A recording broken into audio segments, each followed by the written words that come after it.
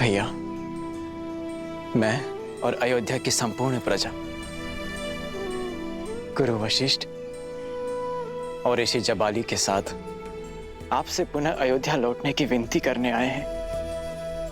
अयोध्या पर कृपा करें भैया, हम सब पर कृपा करें। ये वनवासी का जीवन अब छोड़ दीजिए। माता सीता और मेरे प्रिय लक्ष्मण के साथ घर आ जाइए। अयोध्या का राजभार संभालिए भैया। जिनका तर्पण हमने कल किया है वो केवल हमारे पिताश्री नहीं है भरत, साक्षात धर्म है। और उनके पश्चात उनके धर्म का उत्तरदायित्व हम पर भी है। जो वचन उनके जीवित रहते निभाया वो उनके मरणोपरांत कैसे तोड़ दूं भरत?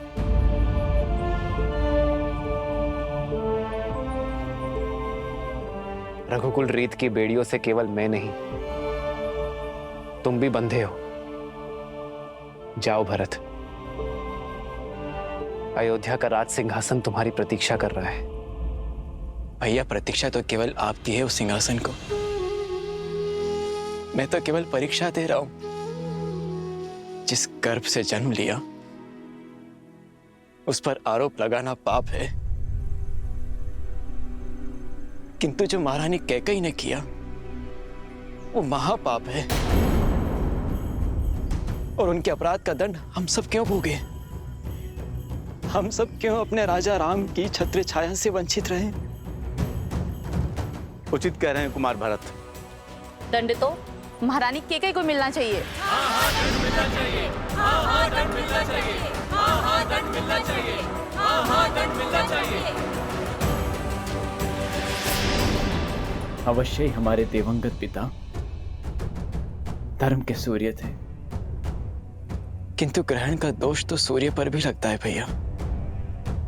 और उस ग्रहण को मिटाने आपको स्वयं सूर्य बनकर अयोध्या आना होगा भैया। मैं संपूर्ण तैयारी के साथ आया हूं। गुरु वशिष्ठ आपका राज्यारोहण करने के लिए सज्ज हैं और हम सबके नेत्र बस आपके निर्णय पर टिके हैं।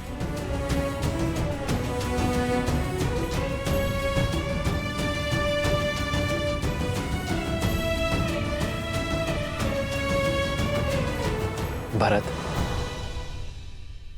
भ्रातृ प्रेम और समर्पण की पराकाष्ठा स्थापित की है तुमने, किंतु मैं तुम्हारा प्रस्ताव स्वीकार नहीं कर सकता।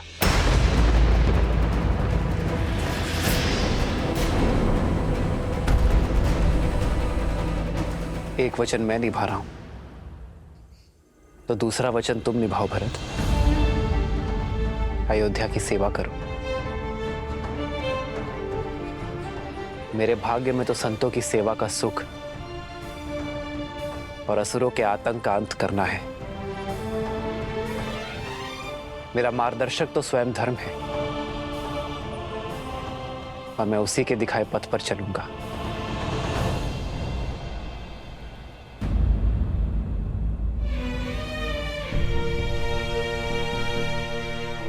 तुम्हारी माता होने के नाते, अयोध्या की महारानी होने के नाते कुछ कहने का, कुछ मांगने का अधिकार नहीं है मुझे, किंतु एक अपराधी होने के नाते मैं कुछ कहना चाहती हूँ। राम, ये सब कुछ मेरे कारण हुआ है।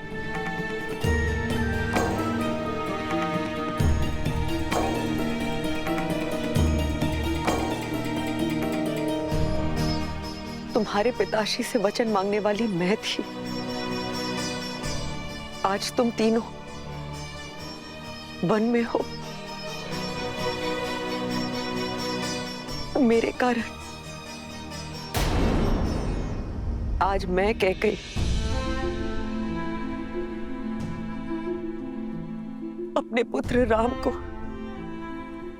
हर वचन से मुक्त करती हूं। आज मैं अपने सारे वचन वापस लेती हूँ राम। हमारे साथ अयोध्या वापस चलो राम, हमारे साथ अयोध्या वापस चलो।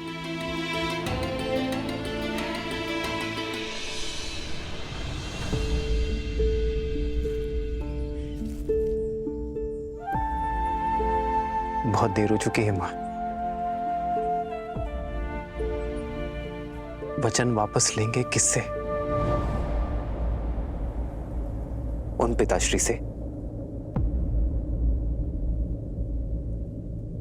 जो अब रहे ही नहीं। ये अधिकार भी केवल उन्हीं के पास था मां। मेरे अधिकार में तो केवल उनकी इच्छा का पालन करना है। आप ही बताइए मां, अयोध्या लौटकर मैं रघुकुल की रीत को धूमिल कैसे कर सकता हूं? किस राजा के वचन की बात कर रहे हो तुम राम? एक राजा के लिए राजधर्म ही सर्वोपरि होता है राम। तुम्हारे पिता महाराज दशरथ अपने अंतिम समय में एक स्त्री के मोह में आकर अपनी मति गंवा चुके थे। बुद्धि भ्रष्ट हो गई थी उनकी।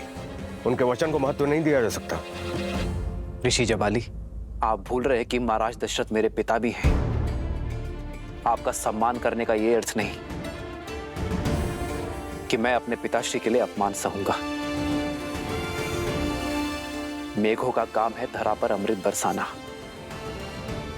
और कई बार अतिवृष्टि हो जाने पर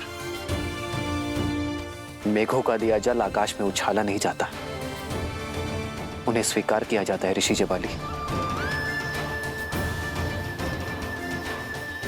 जिनके धर्म और नीति परायणता की सौगंध स्वयं देवता भी खाते हैं, उनके प्रजा और पुत्र होने के नाते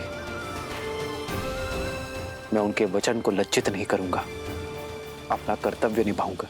पुत्र धर्म की नहीं, राज्य धर्म की बात करो कुमार। अयोध्या को तुम्हारी आवश्यकता है, तुम्हारी प्रजा को तुम्हारी आस है। वचन निभाने की नीति के बदले अपनी प्रजा को आहुति मत दो।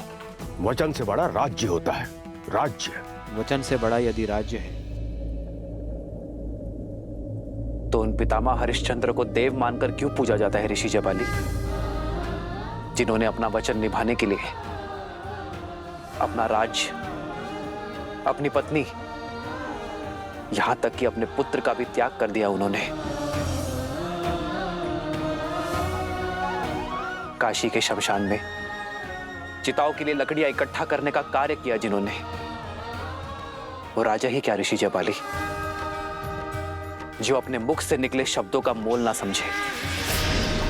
यथा राजा तथा प्रजा, प्रजा राजा के पदचिन्हों पर चलती है ऋषि जबाली।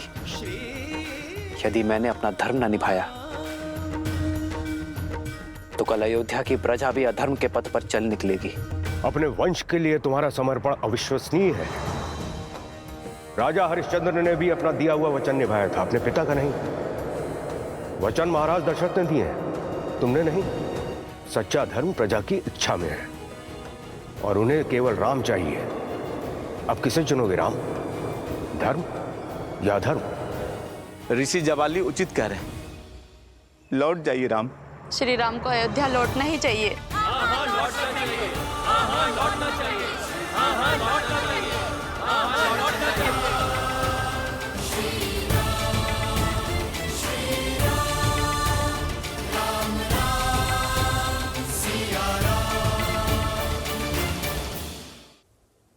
ऋषि जबाली, संतान तो आत्मज होती है, अर्थात अपने पिता की आत्मा का अंश होता है उसमें। यदि मैंने अपने पिता के वचन ना निभाए तो दोषी केवल पिताश्री की आत्मा ही नहीं, मेरी भी आत्मा होगी। विद्या आरंभ करते समय मनुष्य जब जनेऊ धारण करता है तब 3 धागों में पितृ ऋण का भी एक धागा होता है। क्या अपने पिता का ऋण चुकाना एक पुत्र का धर्म नहीं?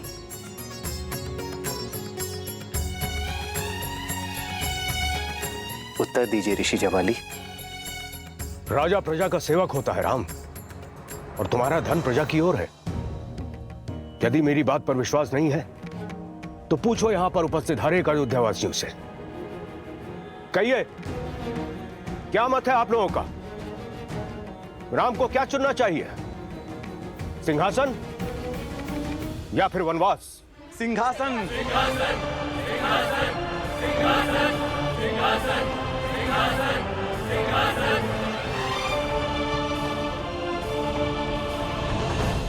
सिंहासन स्वीकार किया है ना मैंने, पुत्र धर्म का सिंहासन, ऋषियों के उद्धार का सिंहासन, मर्यादा का सिंहासन। अब प्रजा अपना धर्म निभाए, क्योंकि धर्म की बेड़ियों से कोई स्वतंत्र नहीं होता। जिस प्रकार एक राजा का धर्म होता है अपनी प्रजा की रक्षा करना, उसी प्रकार प्रजा का धर्म होता है अपनी राजा के आज्ञा का पालन करना, उनका सम्मान करना। ये मेरे पिताश्री के वचन थे कि मेरा भाई भरत अयोध्या का राजा बने, अयोध्या का राजपाट संभाले। और रही बात अयोध्या का सर्वश्रेष्ठ राजा बनने की,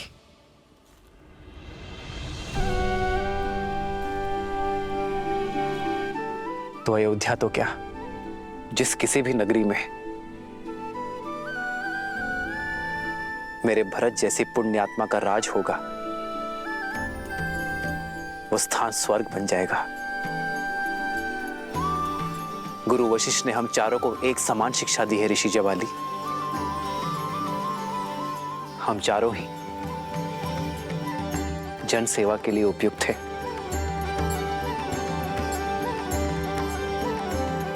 ऋषि जवाली, मैं आपसे और मेरी प्रिय अयोध्या की प्रजा से पूछता हूं, क्या आप में से किसी को भी मेरे भरत के नेतृत्व, उसके राज कौशल पर संदेह है? मेरे पिताश्री महाराज दशरथ की रक्त की योग्यता पर संदेह है?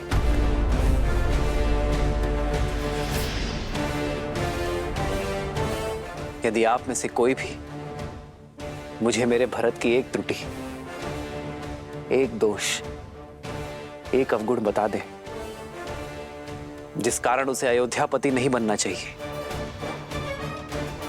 तो मैं इसी क्षण अयोध्या का राज सिंहासन संभालने के लिए सज्ज हूं।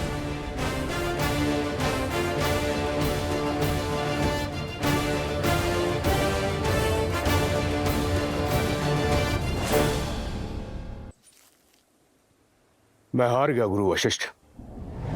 सारे जगत पर प्रश्न उठाकर निरुत्तर कर देने वाले जवाली के पास अब कोई तर्क नहीं बचा है जो राम की बात काट सके। अब आप ही समझाइए इन्हें कि ये अपनी हट छोड़कर अपना राज्य संभालें।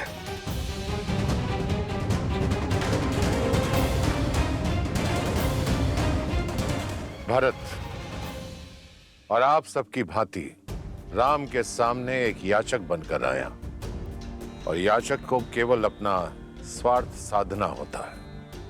उसके लिए उचित अनुचित, धर्म अधर्म, न्याय अन्याय की रेखा धूमिल हो जाती है। इस पल मैं भी ये निर्णय करने में असमर्थ हूं। हम बहुत भाग्यशाली हैं कि हमारे बीच ज्ञानी प्रज्ञा उपस्थित है। मिथिला नरेश जनक, अब धर्म की लाज आपके हाथों में है। बताइए राजा जनक, क्या निर्णय है आपका?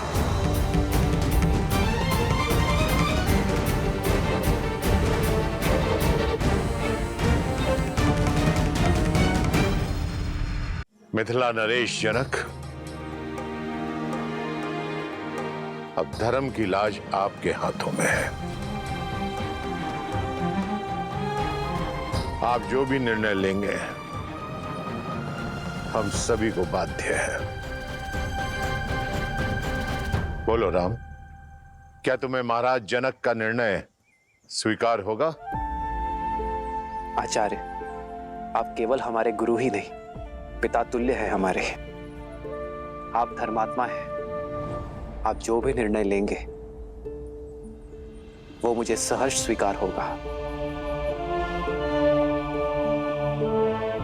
भरत, तुम्हें तो कोई आपत्ति नहीं है? नहीं गुरुदेव। महाराज जनक धर्मात्मा ही नहीं, हमारे धर्म पिता भी हैं। किंतु एक विनती है इनसे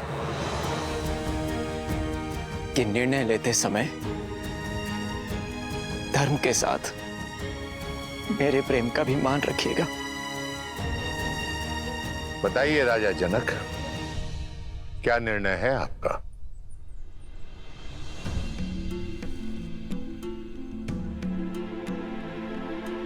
कोई भी निर्णय लेने से पहले मैं अपने सौभाग्य को धन्यवाद देता हूं कि मुझे इस धर्म सभा में उपस्थित होने का अवसर मिला।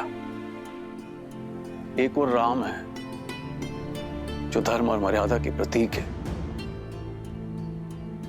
तो दूसरी ओर भारत जो प्रेम और समर्पण की पराकाष्ठा है।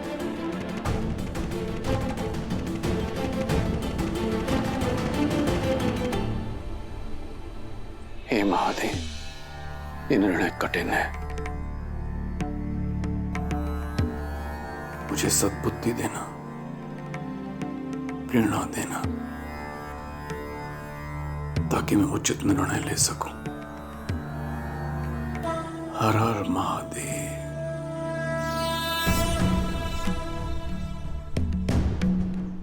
आप पुत्र बनकर अपने पिता के और प्रजा बनकर अपने महाराज के वचन का पालन करना चाहते हैं।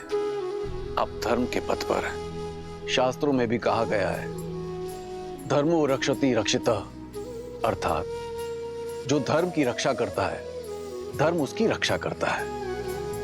आप धर्म के पथ पर हैं। और भरत, आपके हृदय में अपने भाई के प्रति निश्चल प्रेम और भक्ति की वो प्रवाह है जिसके वेग से स्वयं भगवान विष्णु भी न बच सके, जिन्होंने अपने भक्त प्रहलाद को उनके पिता हिरण्यकश्यप के आतंक से बचाने के लिए अपनी माता के गर्भ से जन्म लेने की भी प्रतीक्षा नहीं की और सृष्टि के सारे नियमों को तोड़कर एक स्तंभ से नरसिंह के रूप में अवतरित होके अपने भक्त प्रहलाद की रक्षा की। ये कर्म ही धर्म पर निश्चल प्रेम की विजय का सूचक है। और आज जब एक पलड़े में राम का धर्म है और दूसरे पलड़े में भारत का प्रेम, तो मेरे विचार से आज भी प्रेम का पलड़ा ही भारी है। अतः विजय प्रेम की हुई, विजय भरत की हुई।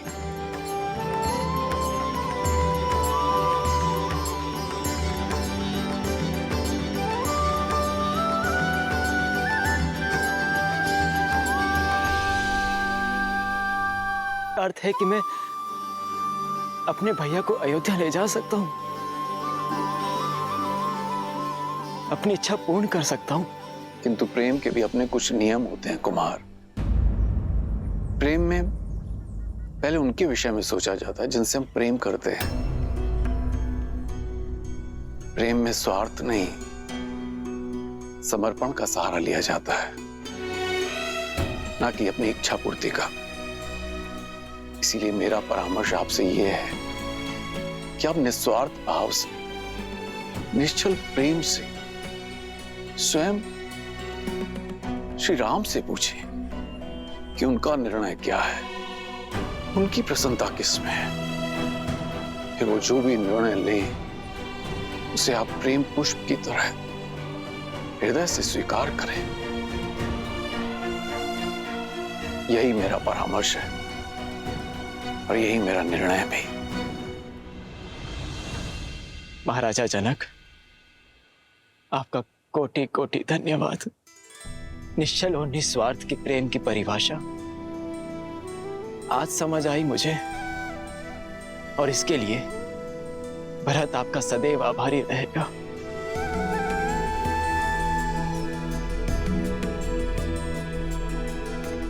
अब तक तो केवल अपने कर्तव्य और कीर्ति की समझ थी मुझे, किंतु उचित और अनुचित का बोध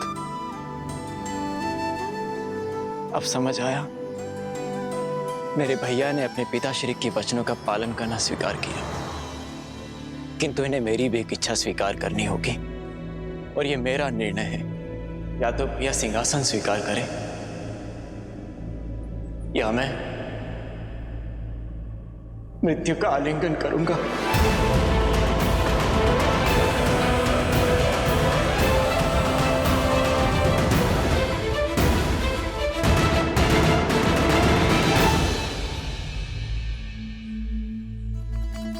तुम्हारे प्रेम के वेग ने मुझे भी बहा दिया है भरत।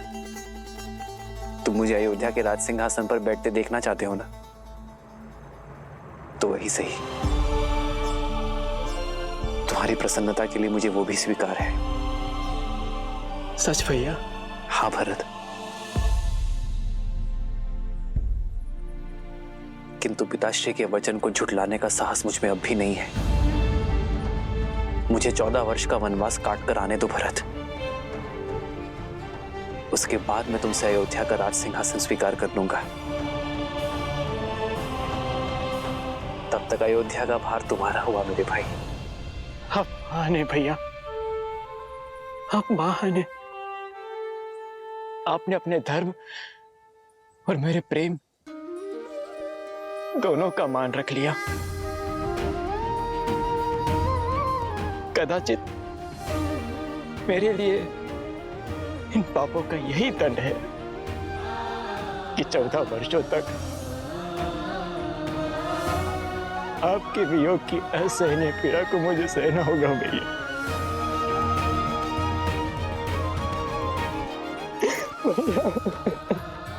भरत,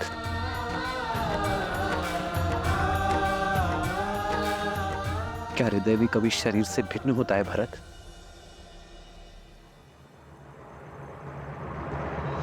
भैया, आप जो कह रहे हैं वो सब स्वीकार है मुझे, परंतु यदि मैं आपसे कुछ मांगू तो क्या आप दोगे?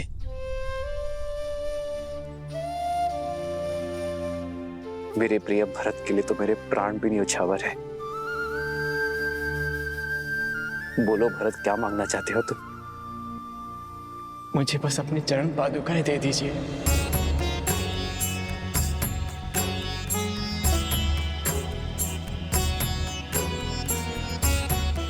अयोध्या का राज्यभार बहुत बड़ा है भैया, और जिस सिंहासन पर मेरे भैया राम का अधिकार हो, उस सिंहासन पर बैठने का मैं दुस्साहस नहीं कर सकता। अयोध्या और अयोध्या का राज सिंहासन आपकी प्रतीक्षा करेंगे। प्रतीक्षा के इन क्षणों में आपकी चरण पादुका को राज सिंहासन पर रख अपना कर्तव्य निभाऊंगा।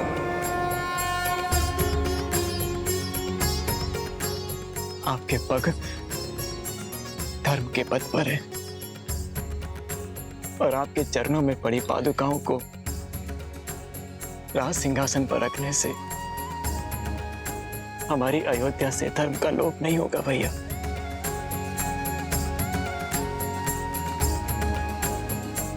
भरत, तुम्हारा ये भातृ प्रेम अमर रहेगा। तुम्हारा नाम केवल लेने से सबके पाप दूर हो जाएंगे।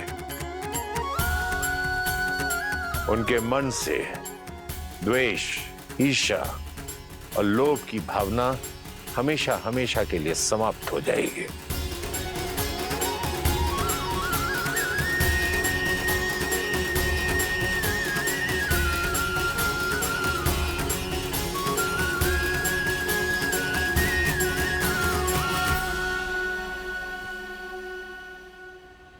आदर्श और मर्यादा की है ये कथा महापावनम। काटे मद श्री से मिला दे श्रीमद् रामायणम, श्रीमद् रामायणम, श्रीमद् रामायणम। इन पर अपने पैर रख के इसे पवित्र कर दीजिए भैया। श्री राम, श्री राम, श्री राम, श्री राम, श्री राम, श्री राम, श्री राम।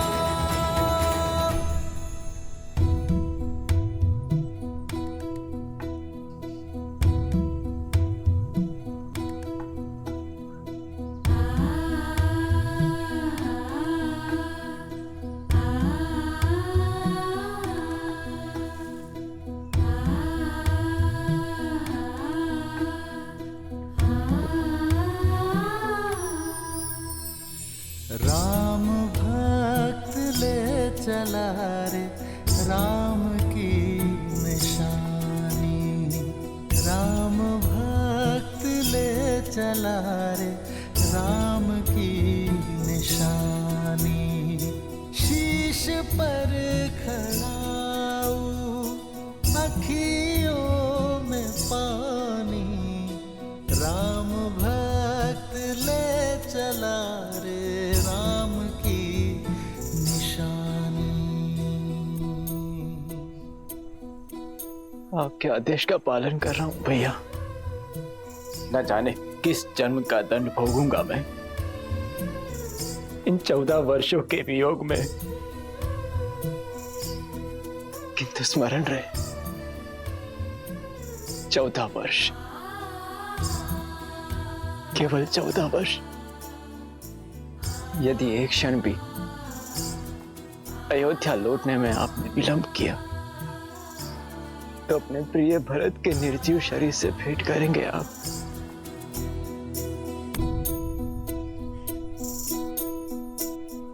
शीश खड़ाऊ ले चला ऐसे राम सिया जी संग हो जैसे। शीश खड़ाऊ ले चला ऐसे राम सिया जी संग हो जैसे। अब इनकी छाँव में रहेगी राजधानी, राम भक्त ले चला रे राम की निशानी, राम भक्त ले चला रे राम की निशानी।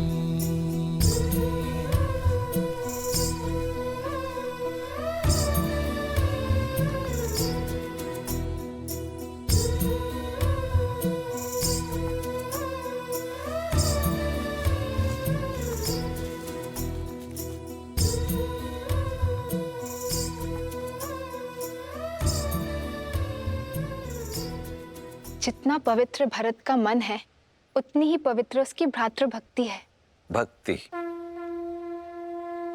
क्या है? भक्ति देवी, भक्ति वास्तव में एक व्यक्ति का दूसरे व्यक्ति के प्रति विश्वास ही तो है। वो विश्वास जिसे समय और परिस्थिति बदल ना पाए। भरत की श्री राम के प्रति भक्ति, धर्म और सत्य के प्रति विश्वास, इसी का उदाहरण है वो विश्वास जिसके लिए व्यक्ति अपनों से, संसार से, यहां तक कि स्वयं से भी लड़ जाए। भरत की श्री राम के प्रति भक्ति, उनके प्रति विश्वास ही भरत को आदर और सम्मान की मूर्ति बना देता है। सत्य कहा आपने। ऐसे प्रेम का भला कोई शत्रु कैसे हो सकता है? भरत से बड़ा भक्त इस संसार में कोई अन्य हो ही नहीं सकता। सत्य कहा आपने देवी। वास्तव में इस संसार में भरत से बड़ा और कोई भक्त नहीं, सिवाय एक के, अर्थात?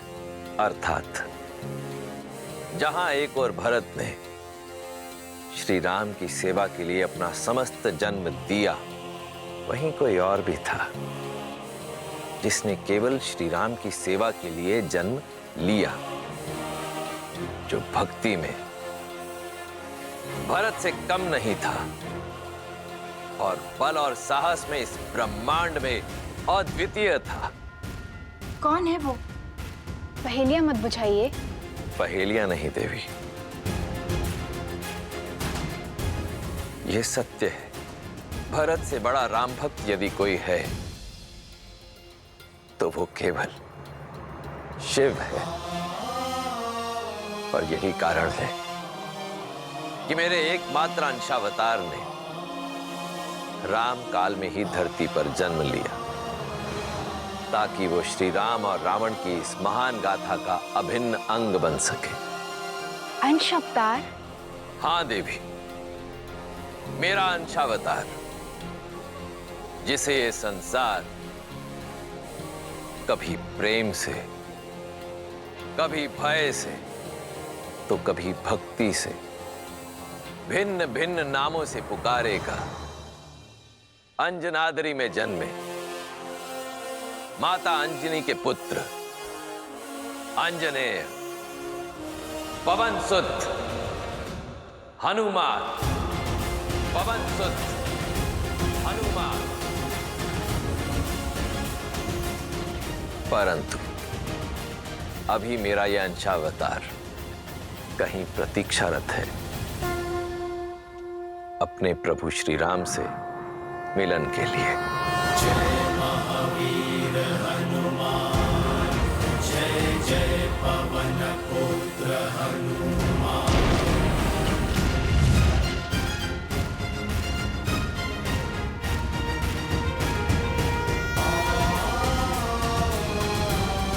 राम राम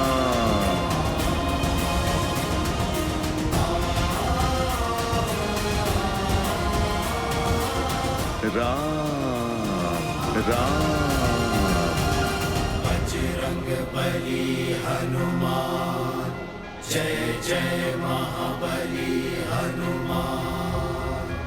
राम राम।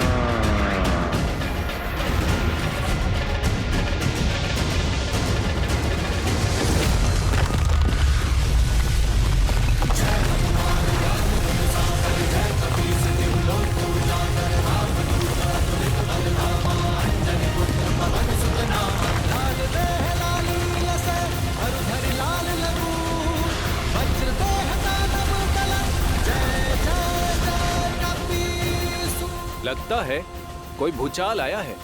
ये महाराज सुग्रीव के सेनापति हनुमान किसी भूचाल से कम है क्या? राम राम।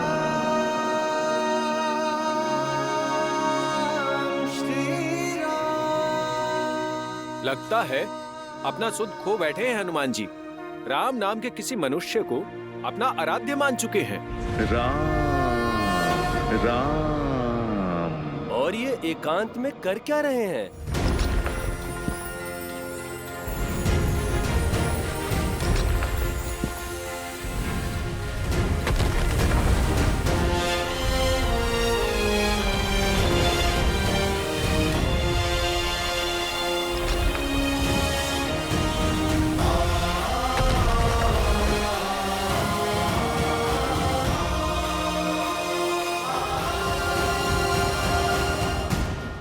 जाने राम नाम का जाप क्या क्या करवाएगा इनसे।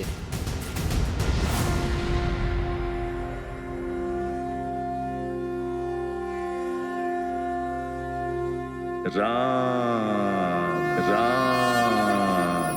श्री गुरु चरण सरोज रज, निज मनु मुकुरु सुधारी। बरनउँ रघुबर बिमल जसु, जो दायकु फल चारी।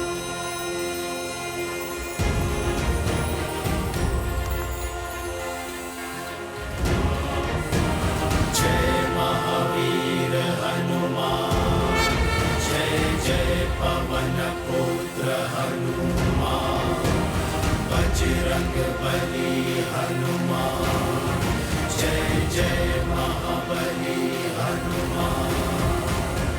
राम राम। जय हनुमान ज्ञान गुण सागर, जय कपीस तिहु लोक उजागर, राम दूत अतुलित बल धामा, अंजनी पुत्र पवन सुत नामा। राम।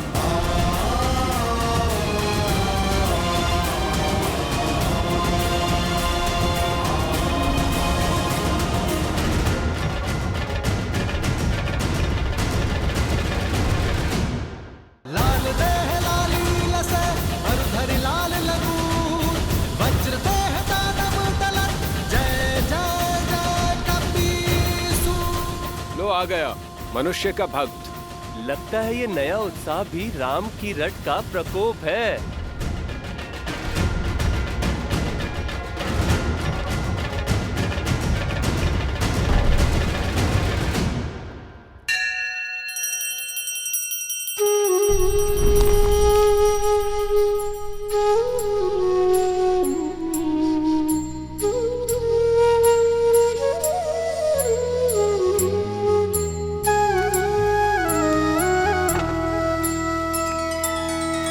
श्री रामचंद्र कृपालु भजु मन हरण भव भय दारुणम, नव कंज लोचन कंज मुख कर कंज पद कंजारुणम, कंदर्प अगणित अमित छवि नव नील नीरज सुंदरम, पट पीत मानहु तड़ित रुचि सुचि नौमि जनक सुतावरम। श्री राम श्री राम श्री राम श्री राम श्री राम श्री राम श्री राम श्री राम श्री राम श्री राम श्री राम श्री राम श्री राम श्री राम श्री राम श्री राम।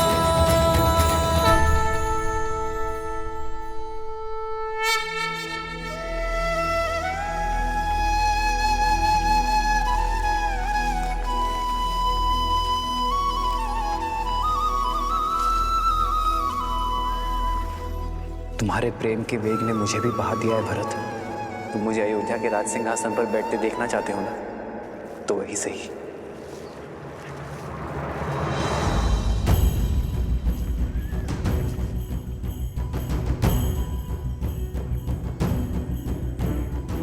मुझे 14 वर्ष का वनवास काट कर आने दो भरत। उसके बाद मैं तुमसे अयोध्या का राज सिंहासन स्वीकार कर लूंगा। तब तक अयोध्या का भार तुम्हारा हुआ मेरे भाई।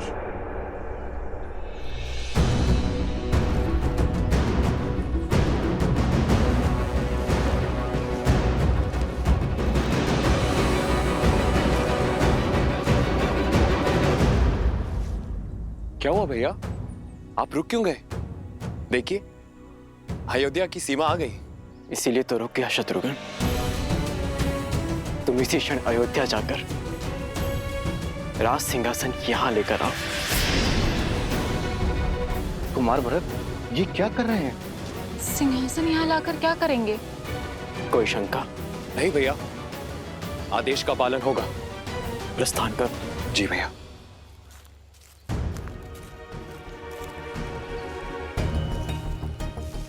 भरत, हम यहाँ क्यों खड़े हैं? अयोध्या क्यों नहीं जा रहे? अपनी माता के पापों का प्रायश्चित करने का प्रयास कर रहा हूं मैं।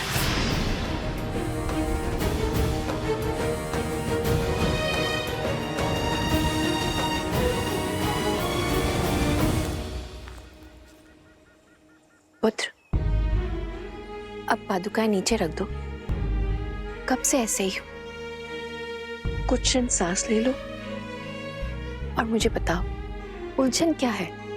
नहीं माता, ये पादुकाएं मैं नीचे नहीं रख सकता।